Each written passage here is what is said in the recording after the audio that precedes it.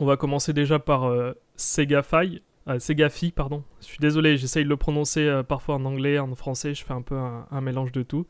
Donc là, en gros, bon bref, on a Supercharger qui vient de sortir, c'est BTC ETH. Donc pour ceux qui savent ce que c'est un peu Segafy, c'est un site qui va vous permettre sur la DeFi de placer des FCN, donc des Fixed Coupon Notes, sans que vous ayez à gérer quoi que ce soit. C'est eux qui gèrent pour vous. L'idée derrière, c'est que vous allez toucher un pourcentage pour avoir mis vos USDC en lending, entre parenthèses, pas vraiment du lending, mais vous bloquez vos USDC pendant une période de 27 jours, donc, et vous obtenez le pourcentage qui est affiché jusque-là. Et ça va varier en fonction des semaines. Toutes les semaines, vous avez un nouveau Vault. Un Vault, c'est un coffre-fort qui s'ouvre.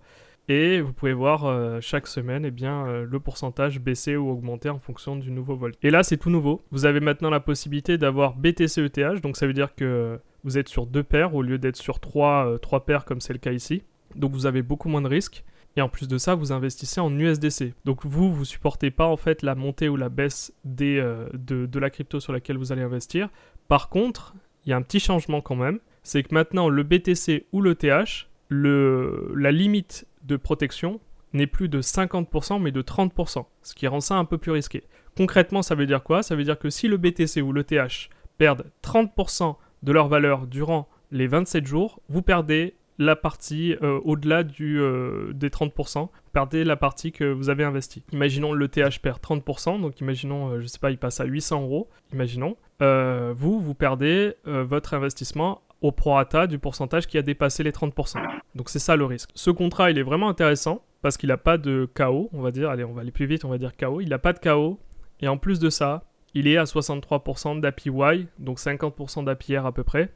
Actuellement, c'est le contrat le plus intéressant selon moi parce que vous êtes sur 2 paires qui sont assez intéressantes, à savoir le BTC et l'ETH. Donc le BTC et l'ETH, en 30 jours, il y a quand même peu de chances qu'il perde 30% de sa valeur, mais sait-on jamais, hein, on ne sait pas, peut-être qu'on peut aller encore plus bas, j'en sais absolument rien. Pour ça, il faut faire des études de trading et je suis pas trader. Et ensuite, c'est le moins dangereux pour moi par rapport aux autres, par rapport au bénéfice-risque. Si vous étiez rentré sur, par exemple, je sais pas moi, BTC ETH Sol ici, allez, du 22 septembre, voilà. Le BTC... Le knock-in était à 9449 $. Donc ça veut dire que s'il descendait en dessous de ça, vous perdiez de l'argent. S'il dépassait les 24 000, là, votre contrat était terminé, mais vous ne perdiez pas votre argent. Le plus important, c'est toujours ici, le knock-in, ici. Solana, lui, il est fermé de toute façon. Eux, bah, ils sont intéressants, mais bon, voilà, quoi. C'est pas des rendements de fou, hein. Et le seul qui m'intéresse pour l'instant, c'est lui. Parce qu'il est sur 2 paires qui fluctuent pas beaucoup. Certes, il y a un price drop protection qui est de 30%, mais ça reste convenable. Bon, sinon vous aviez quoi? On avait aussi cette semaine Diffusion Finance qui annonçait faire des APR à 2600%, 1600%, pardon. Bah, c'est plutôt Evmos qui lance des incentives sur tous les protocoles DeFi et qu'en fait les Evmos qui n'ont pas été donnés pour l'airdrop, qui n'ont pas été clés, vont retomber sur la DeFi d'Evmos. La question c'est maintenant quand ça va sortir. Parce que la dernière fois j'avais annoncé que les APR allaient être de 1600% au début, avec une TVL assez basse. Après le gros avantage de Diffusion Finance, comme tu me l'avais dit, et comme on l'avait vu, c'est qu'on peut sortir quand on veut. Ça c'est le gros avantage. Ah, c'est ça, Diffusion c'est uniquement, ni plus ni moins qu'un fork de Uniswap. Donc c'est la force et un peu la faiblesse, c'est-à-dire qu'ils n'ont pas fait pas le top de la technologie, ils ont copié-collé du code. Donc c'est juste ça dépanne, quoi. C'est pas un truc incroyable. Et il y a un second airdrop aussi sur Crescent qui arrive. Bah, je suis pas sûr que ça soit très bien ça pour la valeur du Crescent. Non, mais d'un autre token. Ah, d'un autre token, d'accord, ok. Parce que Pour parler maintenant des stackers de Evmos, et pour parler de Nomic, pour les stackers de Evmos, et pour les stackers d'Atom et d'Osmosis d'ailleurs aussi, vous êtes bénéficiaire du nouveau airdrop de Nomic. Et du coup, l'airdrop de Nomic, en fait, il y a déjà eu un airdrop sur Nomic. C'était que les holders d'Atom, mais c'était il y a un petit moment qu'il a été fait. Il a été fait il y a 6 mois. Et maintenant, ils font un second airdrop où là, plus de personnes sont éligibles. Donc, du coup, les stackers d'Evmos, de QGIRA, d'Atom encore, d'Osmo et de Juno, je crois. Et si vous êtes éligible, il vous faut faire le testnet pour débloquer une partie supplémentaire de l'airdrop.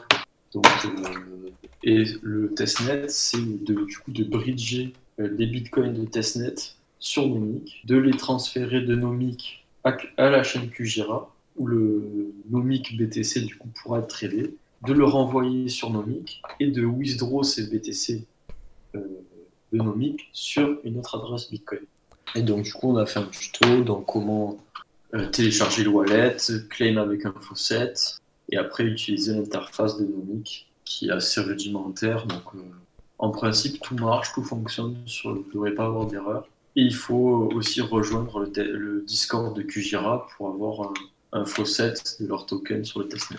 Donc ça prend 10-15 minutes à faire et ça vous permettra d'avoir une partie supplémentaire d'airdrop du token Nomic. Dans un premier temps, il faudra télécharger la wallet XDeFi, ici, juste là.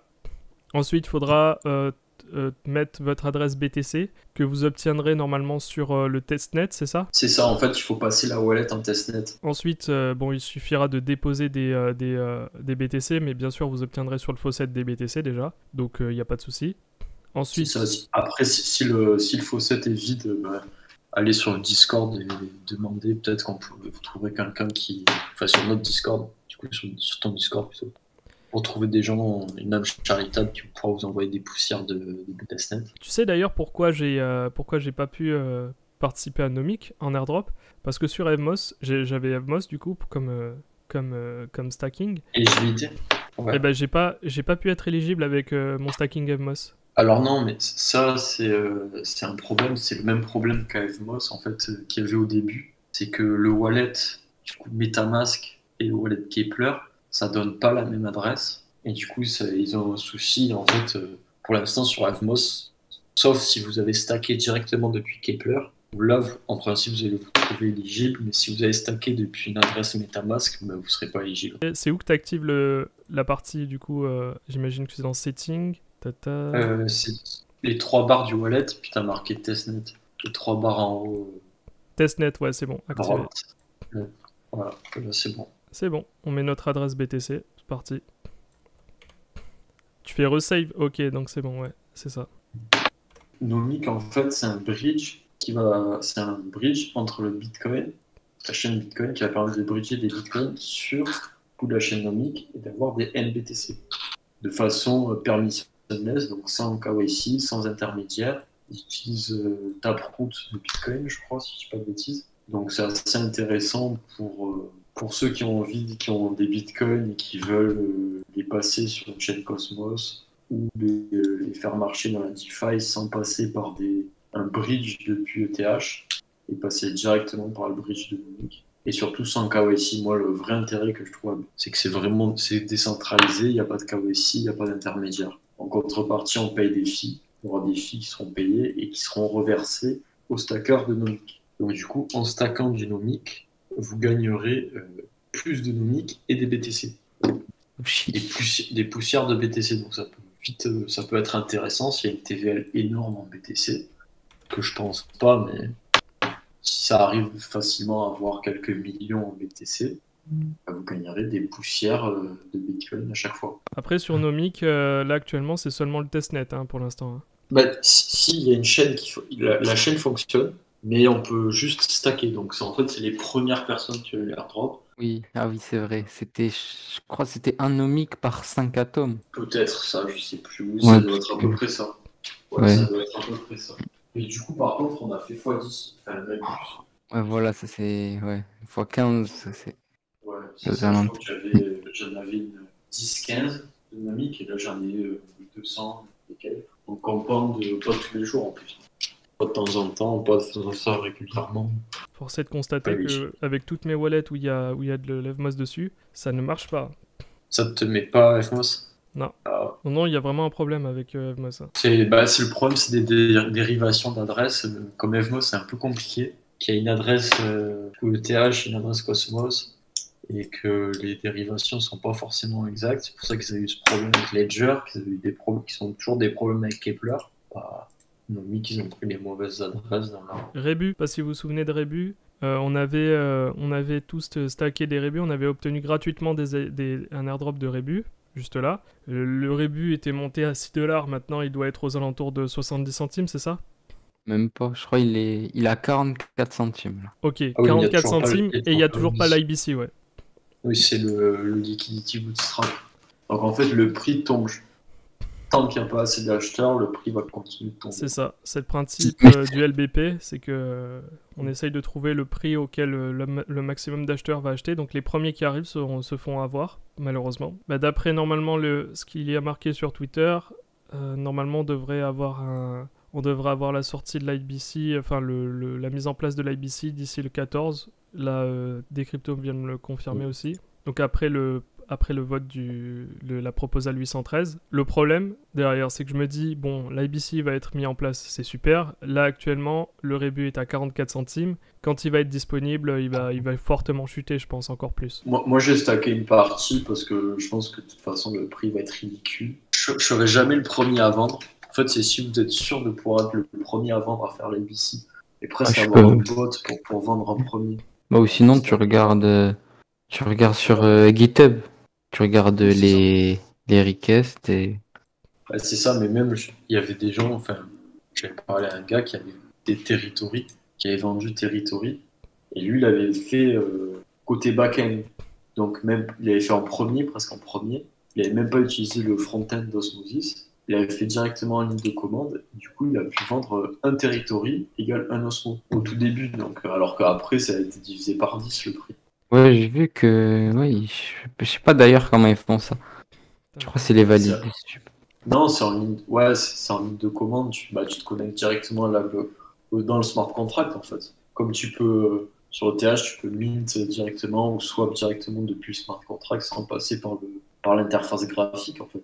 Mais c'est tout en ligne de commande, il faut savoir le faire. Oh, je viens de voir, il y a SafeChain qui est bugué aussi, je comprends pas. Ouais, SafeChain, je sais pas ce qui se passe depuis 3 jours sur SafeChain. SafeChain, t'as pas vu si tu regardes sur CoinMarketCap, on dirait qu'il y a un pump and dump. Sur CoinGecko, aujourd'hui, ça a pris 200%. Ouais, j'ai vu, mais en gros, quand tu vas sur SafeChain, tu peux même pas trade. Ouais, mais je crois SafeChain, ils avaient eu des problèmes et Mais il est disponible sur... je sais pas s'ils ont pas été hackés. Attends, je regarde. Ils sont disponibles sur quoi comme ça Regarde, va dans marché, Jus. Regarde, c'est vraiment... C'est un bug, c'est juste un bug. Ah ouais. Et... Je sais pas pourquoi. En gros, c'est juste sur leur DEX que le prix il est comme ça. Sur Osmosis, si tu regardes, c'est le prix normal. C'est vrai, regarde. Ils ont peut-être arrêté les swaps pour leur DEX. Je sais qu'ils avaient eu un problème de sur SafeChain, tu vois, il est à 1 centime. Et si tu vas sur QuickSwap ou sur SushiSwap ou Ascendex, il est à 0,004 centimes. Ouais, non, c'est un bug. Si tu vas sur CoinGecko, tu vois aussi le prix Osmosis. Ouais, non, c'est bon. C'est un bug, ouais. Ce matin, on était à 1,40, 41. Et là, d'un coup, on est monté à 1,47. Après, c'est monté, et là, ça s'arrête pas. Là, on est à 1,58. Ouais, je fais des bruitages aussi. Je pense que cette montée, soit c'est une manipulation pure et simple, ce qui est possible, dans tous les cas, c'est possible. Hein. Ou soit c'est tout simplement parce que les mecs anticipent Diffusion Finance. Ils anticipent les API importants, donc ils achètent des MMOS avant que tout le monde en achète en même temps et que ça fasse... Il n'y a pas que Diffusion aussi. Oui, il y en a plein d'autres, oui, bien sûr. Il y a AV qui va arriver sur FMOS. Il y a pas mal de protocoles blue chip de TH qui vont arriver sur FMOS. Donc ça aussi, ça va apporter du monde. Lorsque, je pense, quand AAV va arriver, AAV c'est le plus gros protocole DeFi de TH. Donc si ça arrive sur FMOS, c'est tout à fait c'est bien. Puis il y a le liquid stacking aussi qui arrive sur FMOS. Ça, c'est peut-être pas une bonne nouvelle pour le prix de l'EVMOS, mais c'est une bonne nouvelle pour la DeFi d'EVMOS, par contre. C'est ça, parce que tu peux difficilement faire de la DeFi pour 300% stack. Pourquoi tu veux aller... Parce que jusqu'alors, vous avez un délai d'inbounding de 14 jours, mais avec le liquid stacking, vous pourrez vendre tout de suite, en fait. C'est ça. Bah, à l'heure actuelle, il n'y a pas vraiment de DEX sur EVMOS, mais c'est en train de changer, justement. Pour l'instant, la plupart des gens, pour vendre leur MMOS, ils passent par Osmosis, et pour les acheter, ils passent aussi par Osmosis ou alors par un sex. Après, j'ai plus d'espoir à titre personnel sur MMOS, sur sa capacité à regrouper, à créer de la valeur, plutôt que sur Crescent, qui en fait, au final, ne fait qu'en perdre depuis le début, et va continuer à en perdre, je pense, avec l'airdrop qui va arriver. Sur le prix du token, oui. Sur le prix du token, oui. Ah oui, bah là, il est à 17 centimes. Je peux pas comparer, je pense que c'est difficile de comparer une chaîne EVM... comme FMOS, c'est un tout Ah non, mais là, je compare pas du tout en termes de techno, je parle en termes de prix. Je dis simplement que Crescent, pour moi, va perdre de la valeur au moment où de l'airdrop va arriver. Ils vont perdre de la valeur sur leur token, tout simplement parce que les gens vont vendre. Je suis pas sûr parce que je pense que tout le monde est conscient qu'il y a un... Comme Là, tu sais actuellement, qu'il y il a a un 17 airdrop qui centimes. arrive, Écoute, j'ai acheté du Crescent quand il était à 1,40$, d'accord? J'avais beaucoup d'espoir dans cette crypto. Elle m'a beaucoup déçu dans la mesure où elle n'a fait que chuter, que chuter, que chuter. Déjà parce qu'il n'y a pas eu d'annonce particulière. Certes, leur exchange, leur DEX fonctionne plutôt bien, enfin leur place de marché fonctionne plutôt bien, mais mis à part ça, il n'y a rien en fait qui intéresse les investisseurs et qui fait que Après, les gens ont moi, envie moi, d'acheter je du suis Crescent.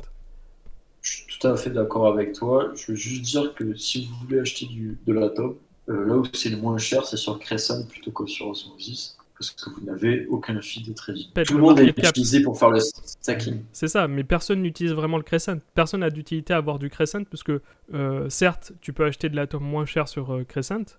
Non, c'est ça, oui, c'est tout à fait raison, puisque c'est un DEX parmi les DEX, et que tu n'as aucun intérêt, même si c'est un peu plus avantageux, les gens ne s'embêtent pas à aller sur Crescent, parce que tu as très peu de tokens. Comme tu me dis, tu achètes de l'Atom, tu l'achètes sur Osmosis, tu te fais pas chier. Et même si leur DEX marche bien, pour le moment, t'as rien. Bon, si on doit comparer la TVL de...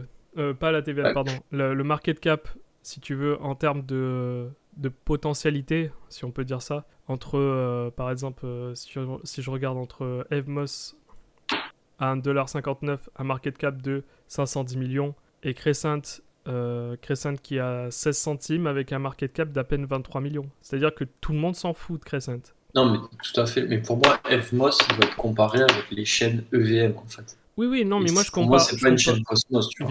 Évidemment. Mais je compare en termes de prix, en termes d'utilisation, tu vois. Ah oui, oui.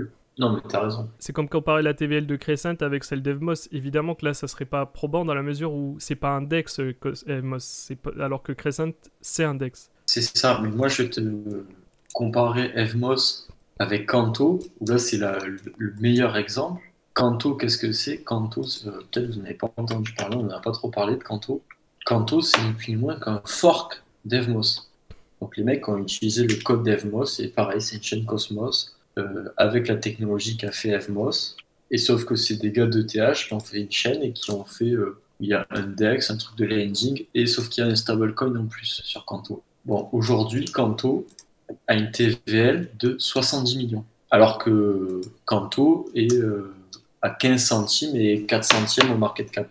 Et Evmos n'a que 2 millions de TVL. Donc c'est dire la différence entre les deux et le gain que peut avoir Evmos en TVL en fait. Au-delà des chiffres, ce qu'il faut prendre en compte aussi, c'est la popularité d'un DEX, d'une EVM, ce que tu veux.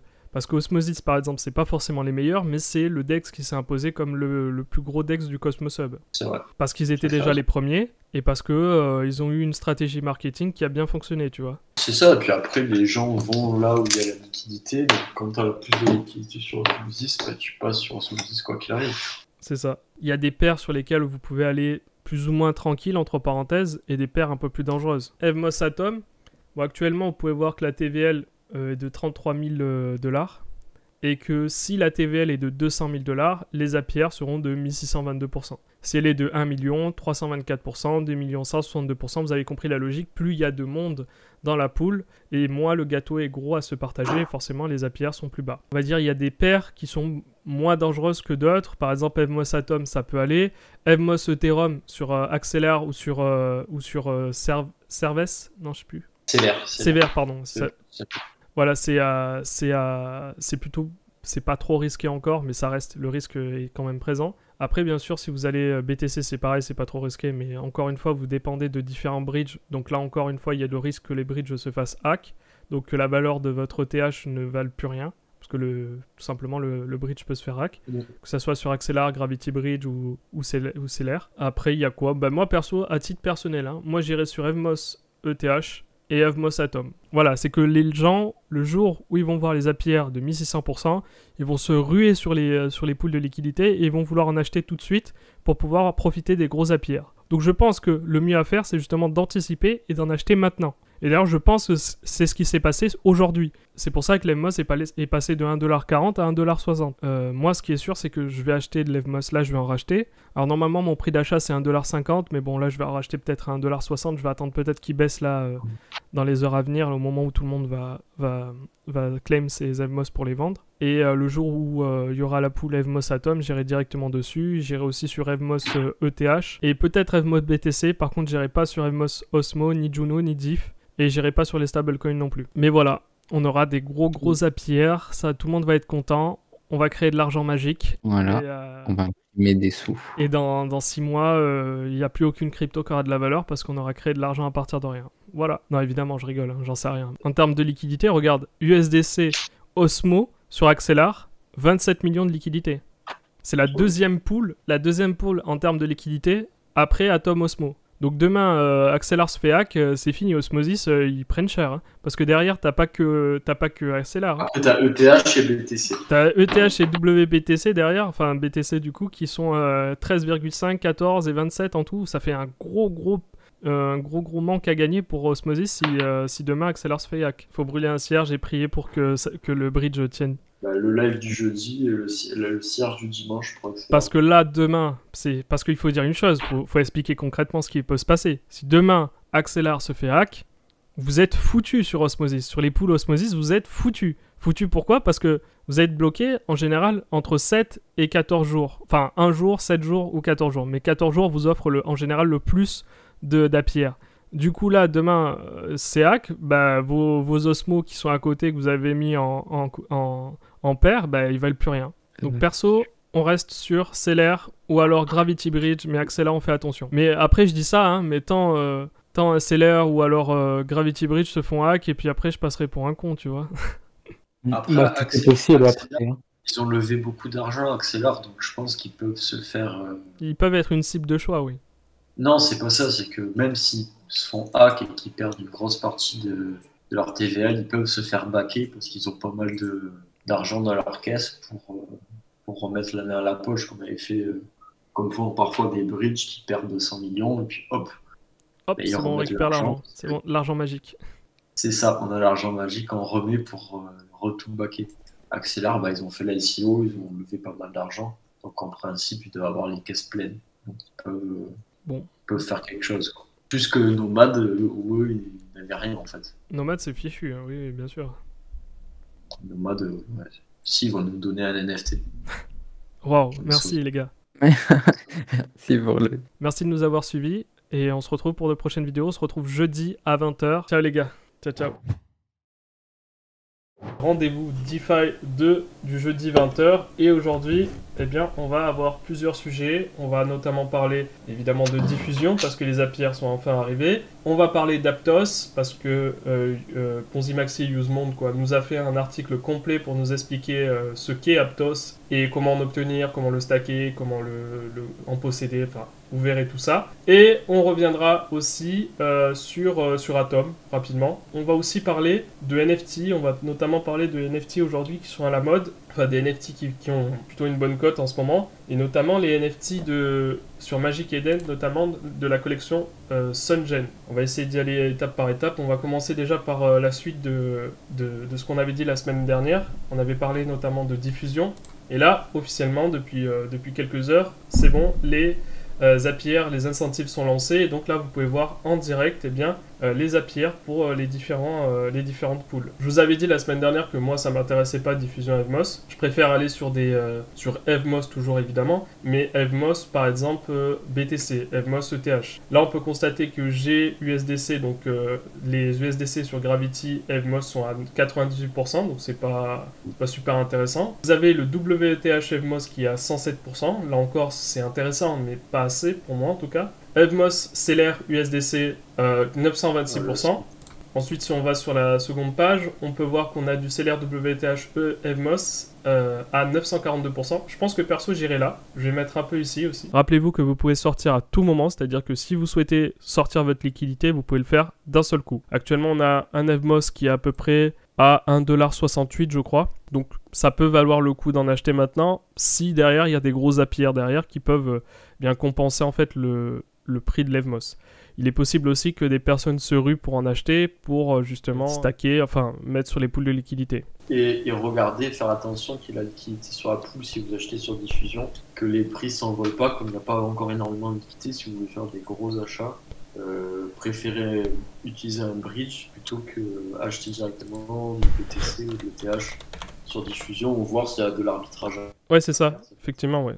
Parce que le prix sera pas forcément le même au début, ça c'est sûr et certain. Il peut y avoir un intérêt à faire un arbitrage, à acheter de l'ETH moins cher sur d'autres plateformes et le faire venir ici. Ça peut être bien aussi. Sachant que vous pouvez utiliser les bridges directement pour faire venir des ETH d'une autre plateforme. Donc là, par exemple, vous avez le bridge Seller, vous avez ici le bridge Axelar, le bridge Gravity. Donc si vous trouvez du BTC ou de l'ETH moins cher que sur cette plateforme, bah, ça peut être intéressant de faire de l'arbitrage. Au début en tout cas, le temps que ça s'équilibre. Evmos, Axelar, BTC, j'ai dit la dernière fois, ça m'intéresse pas parce que c'est sur le bridge Axelar et j'ai pas très confiance en lui. J'ai pas confiance dans ce bridge. Gravity, ça peut aller. Ici, Gravity avec du BTC et de l'Evmos à 742%, c'est intéressant. Du Seller WBTC, donc Evmos à 960%, c'est intéressant aussi. Mais il faut regarder aussi la liquidité. C'est important ici, regardez. Vous voyez que la liquidité ici, c'est pas la même si on regarde par rapport aux APR, qu'ici où on a 152 000 de TVL pour 943% d'APR. Il faut que vous essayiez de prendre des cryptos qui se suivent. C'est pour ça que l'une des meilleures pools en soi, ça peut être Atom Evmos, parce que le cours se suit à peu près. Comme ça, vous n'aurez pas d'impermanent loss. Enfin, très peu en tout cas. Le token Grave, en gros, comme il vaut rien, on peut facilement, quelqu'un de mal intentionné peut retourner la chaîne et péter la chaîne Gravity et donc péter le bridge. En théorie, ce serait rentable puisque tu as plus d'USDC que le market cap de Gravity. Donc d'accord. Quelqu'un en théorie qui arriverait à accumuler Gravity, ça serait rentable pour lui de péter le bridge. D'accord. Donc en fait, tu es en train de nous dire que peut-être il faut pas se tourner vers le bridge Gravity. Et ouais, alors, le plus sûr, c'est d'aller sur Seller. Le Seller, ouais, ça reste le meilleur. Et Axelar, pour moi, c'est pas c'est aussi c'est du même acabit que Gravity. Moi, je vais aller sur WTH Evmos, sur Seller, juste ici. Toi, tu vas mettre où à peu près? Si tu rentres, hein, bien sûr, t'es pas obligé de rentrer. Ouais, moi, je pense que ouais, ce sera soit ça, soit Atom Evmos. Ouais, Atom Evmos aussi, oui. Peut-être BTC aussi. BTC, ouais, toujours sur Seller. Oui, sur Seller. Déjà, il faut savoir que il y a un risque. Évidemment, vous n'êtes pas sans savoir que tout ça, c'est des smart contracts. Et que les smart contracts, ça peut se péter. Ce qui veut dire qu'on peut, du jour au lendemain, se retrouver avec un bridge ou alors une plateforme qui se fait hacker. Et du coup, vous perdez toute la liquidité. C'est déjà arrivé sur Nomad. Nomad s'est déjà fait hacker. Diffusion, c'est pas fait hacker.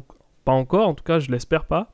Mais on va dire que c'est quelque chose à prendre en compte. En théorie, c'est un fork d'Uniswap, oui. Donc il ne devrait pas y avoir. Mais il peut toujours y avoir des manipulations, des exploits avec les oracles, je sais pas trop. Enfin, il y a toujours un risque de toute manière. Et si vous êtes toujours intéressé par Diffusion Finance, c'est un fork de Uniswap. Donc forcément, c'est sur Ethereum. Et Evmos, comme vous le savez, c'est une EVM Ethereum. Donc il vous suffit tout simplement de transférer votre clé privée de Kepler vers MetaMask pour pouvoir voir vos Evmos sur MetaMask. C'est aussi simple que ça. Combien je vais mettre sur diffusion? Je sais pas encore, mais je pense que minimum je mettrai 1000 €, je pense. Et je pense aussi que je sortirai dans peut-être un mois. En fait, ce qu'il faut comprendre dans la DeFi, c'est que vous pouvez pas rester statique, vous dire tiens, je mets mon argent là et j'attends. Il va falloir jongler entre toutes les plateformes et tous les API disponibles pour toujours aller vers le meilleur et pour éviter justement que vous perdiez de l'argent. Parce que je me rappelle par exemple sur les pools de liquidité Osmosis, j'étais sur une pool, c'était Osmosis Comdex. Au début ça rapportait beaucoup et en fait je suis sorti 15 jours avant que le Comdex s'effondre complètement et là c'était plus du tout rentable. Donc si j'étais resté plus longtemps, même les rewards que j'aurais eu n'auraient même pas pu compenser les pertes que j'aurais pu faire. C'est pas comme le stacking, vous êtes sur un seul token. Ensuite, qu'est-ce qu'on a de bien aussi cette semaine? Bon, ça, on en avait déjà parlé brièvement la semaine dernière, mais il y a toujours le superchargeur sur Sigafy à 63% en APY, qui reste assez intéressant quand même. Vous avez bien sûr le Price Drop Protection qui lui est à 30% malheureusement. Mais on va dire que pour que le BTC et l'ETH perdent 30% en 27 jours, il faut le faire quand même. Mais c'est pas impossible. Hein. Après, comme je disais la semaine dernière, je fais pas d'analyse technique. Donc là, à ce niveau-là, vaut mieux faire vos propres recherches. La TVL, je veux dire, est pleine. Ça a augmenté de 1 million. Donc non, c'est bon. Ils ont ouvert un nouveau contrat. Donc non, c'est bon. Vous pouvez rentrer maintenant. Je pense que je vais rentrer, mais je mettrai pas une grosse somme, je vous avoue. Parce que ça reste risqué. Sur Rebu, maintenant, vous pouvez transférer vos Rebu sur Osmosis afin de pouvoir les vendre. Le problème, c'est que bon, bah, ça vaut plus grand-chose. Au début, on est loin des 6 $ qu'il y avait au tout début. On est à 0,20 centimes. Ah oui, ça a un peu augmenté quand même. Là, Rebus, c'est simplement un airdrop, donc j'ai pas payé quoi que ce soit. Ça a été donné tout simplement parce que j'avais stacké des Evmos. Je pense qu'on a fait le tour maintenant de tout ce qu'on pouvait dire sur Atom. On reviendra peut-être sur d'autres choses, mais on va passer à ce qui, pour moi, est le plus important et qui fait partie de l'actualité, à savoir Aptos. Il faut comprendre, c'est que Aptos, en fait, ils se veulent être les concurrents de Solana. Et là, d'ailleurs, ils proposent déjà des NFT, des play to earn, etc. et de la finance décentralisée déjà. Donc, est-ce que ça va valoir le coup d'y aller? C'est ce qu'on va voir dans l'article, justement. Et j'aurais voulu que Yusmond soit là pour nous en parler directement. Que c'est lui qui a quand même fait le travail de recherche et qui a quand même écrit un article que je vous mets d'ailleurs en description. Donc voilà, c'était ça le gros point, la problématique, c'est la répartition ici de la tokenomie. Alors je sais pas si on le voit là, mais en gros il y avait une grosse partie qui appartenait en fait à des VC. C'est ça le gros problème au début. Ouais, donc je sais pas où on en était sur Aptos, où il en était, mais Aptos, qu'est-ce que c'est? C'est une chaîne qui a été faite, en fait, c'est la chaîne il y a plusieurs chaînes, il y a Aptos et Sui, qui en fait sont issus des ingénieurs de Facebook. Facebook voulait créer une blockchain. Ça ne s'est pas fait à cause du régulateur et ils ont fini par faire leur propre blockchain, ont levé énormément d'argent pendant le bull run. Aptos, ils ont levé peut-être 350 millions de dollars pour une market cap de 2 milliards. Donc ils ont levé énormément d'argent avec comme idée, c'est en gros, si on veut faire très simple, c'est faire une chaîne comme Solana, très rapide. Ils annoncent 160 000 transactions par seconde. Des frais très bas, une chaîne qui est capable d'onboard des millions de personnes qui peuvent faire des activités dessus, et c'est un layer 1. Donc ils ont lancé ça cette semaine, c'est un peu la grosse actualité de la semaine. Ils ont fait un airdrop. Un gros airdrop d'ailleurs, un très gros airdrop, voilà, entre 150 et 300 tokens. C'est ça, entre 150 et 300 tokens, sachant que ceux qui ont eu la chance de se lever dans la nuit à 3h du matin et qui ont été les premiers à vendre, vous pouvez vendre ça à 10 $ l'Aptos facilement, voire même 50 si vous étiez très très fort, 30 ou 50 $. Donc ça fait des airdrops à 2000, 3000, 4000 $.